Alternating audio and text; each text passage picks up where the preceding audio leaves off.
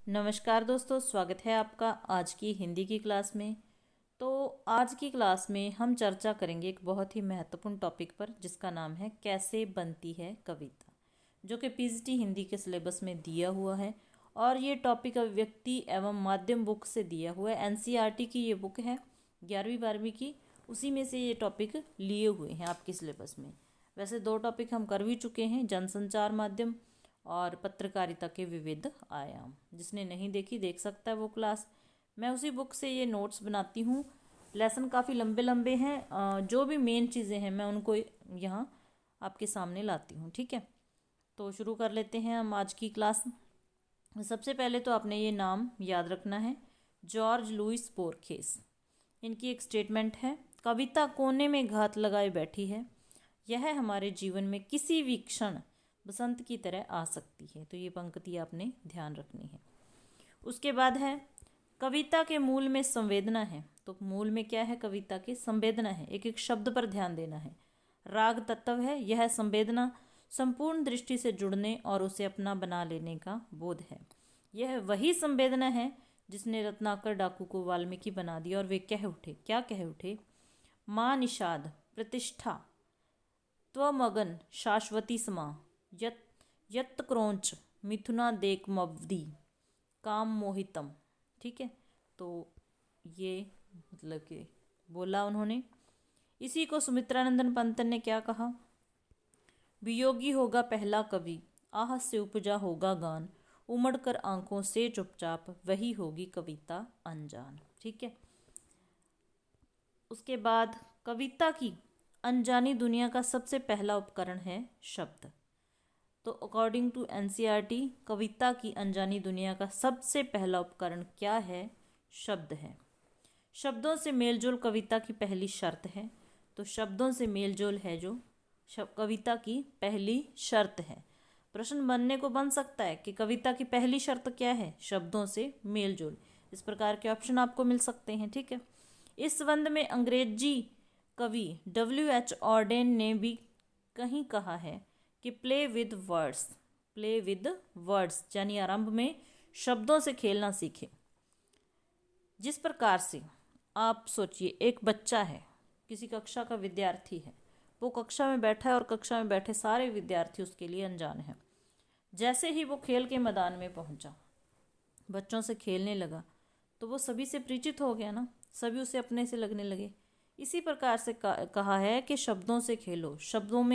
शब्दों से खेलने से शब्दों को जानते हैं हम, क्योंकि एक एक शब्द कई कई अर्थ अपने में लिए होता है। ठीक है, तो ये बात आपने ध्यान रखनी है। फिर आगे आता है बिंब और छंद, आंतरिक लय, या आप कह सकते हैं आंतरिक लय। कविता को इंद्रियों से पकड़ने में सहायक होते हैं ये बिंब और छंद। ठीक है, कविता को इंद्रियों से पकड़ने में सहायक कौन होते हैं? बिंब और छंद। हमारे पास दुनिया को जानने का एकमात्र सुलभ साधन इंद्रियां हैं।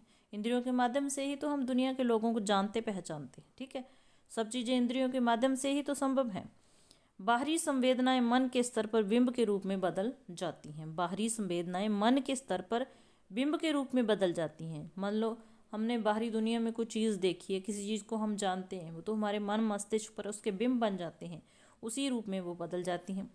कुछ विशेष शब्दों को सुनकर अनायास मन के भीतर कुछ चित्र कौन जाते हैं। जैसे हमने किसी चीज़ का नाम लिया दुल्हन, दुल्हन कहा, तो हमारे सामने जो चित्र आएगा तो एक दुल्हन के लिबास में सजी लड़की का आएगा ना।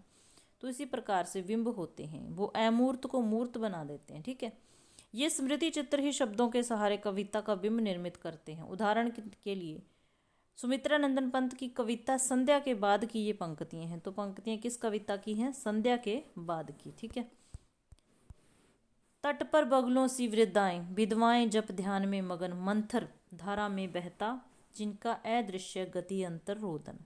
तो क्या सामने आया है? बगलों का नाम लिया तो हमारे सामने बगलों का चित्र आ गया। विधवाओं की बात हुई तो सफ़ेद लिबास में विधवाएं का जो चित्र आया, ठीक है, वो रो रही हैं। इस प्रकार से वो दृश्य हमारे सामने आ जाता है। तो यही होता है बिंब। सुमित्रानंदन पंत जी ने कविता के लिए चित्र भाषा की आवश्यकता पर बल दिया है। तो इन्होंने चित्र भाषा, चित्रात्मक भाषा पर बल दिया है, क्योंकि चित्रों या बिंबों का प्रभाव मन पर अधिक पड़ता है। जो चीज़ हमने देखी होती है उसकी स्मृति ज़्यादा देर तक हमारी आंखों के सामने रहती है, स्थायी होती है वो, ठीक है। स्थायी कह सकते हैं क्योंकि हमें स्पष्ट ध्यान आ जाता है नाम लेते ही। दृश्य बिंब अधिक बोधगम्य होते हैं, तो ध्यान देने वाली बात है, दृश्य बिंब को जो अधिक बोधगम्य बताया है, क्योंकि देखी हुई हर चीज़ हमें प्रभावित करती है। ये सारी बातें एनसीईआरटी के बुक में, वो लेसन में लिखी हुई हैं, तो आपने इनसे जान पहचान आपकी होनी चाहिए, ठीक है। कविता की रचना करते समय शुरुआत में धीरे धीरे दृश्य और श्रव्य बिंबों की संभावना तलाश करनी चाहिए। ये बिंब सभी को आकृष्ट करते हैं, जैसे 5 ज्ञानेंद्रियाँ। कौन कौन सी? स्पर्श, स्वाद, दृश्य, घ्राण, श्रवण। तो इन्हीं ज्ञानेंद्रियों के द्वारा ही तो हम दुनिया को जान सकते हैं, ठीक है। दुनिया की चीज़ों से रूबरू होते हैं, पहचानते हैं उन्हें। यही जिसे 5 ज्ञानेंद्रियों रूपी 5 उंगलियों से पकड़ा जाता है कविता को। जिस कवि में जितनी बड़ी ऐन्द्रिक पकड़ होती है ना, वह उतनी ही प्रभावशाली कविता रचने में समर्थ होता है। तो मतलब कि अच्छी कविता लिखने के लिए, रचने के लिए क्या होनी चाहिए? अच्छी ऐन्द्रिक पकड़ होनी चाहिए, ठीक है। क्या होनी चाहिए? अच्छी ऐन्द्रिक पकड़ होनी चाहिए। आगे आ गया छंद, आंतरिक लय या छंद। कविता का अनिवार्य तत्व है। मुक्त छंद की कविता लिखने के लिए भी अर्थ की लय का निर्वाह जरूरी है। मतलब कि अगर कविता में छंद नहीं है, छंद मुक्त है कविता, फिर भी छंद के बारे में जानकारी होनी जरूरी है, उसके अर्थ की, उसके लय की जानकारी होनी जरूरी है। कवि को भाषा के संगीत की पहचान होनी चाहिए, ठीक है। उसके बाद ये आगे कविता के मुख्य घटक जो मोस्ट इम्पोर्टेंट है, आप इनको इम्पोर्टेंट कह सकते हैं क्योंकि ऐसे प्रश्न एग्जाम में बन जाते हैं। तो कौन कौन से घटक होते हैं, क्या उसकी पहचान होती है? सबसे पहले आ गया भाषा।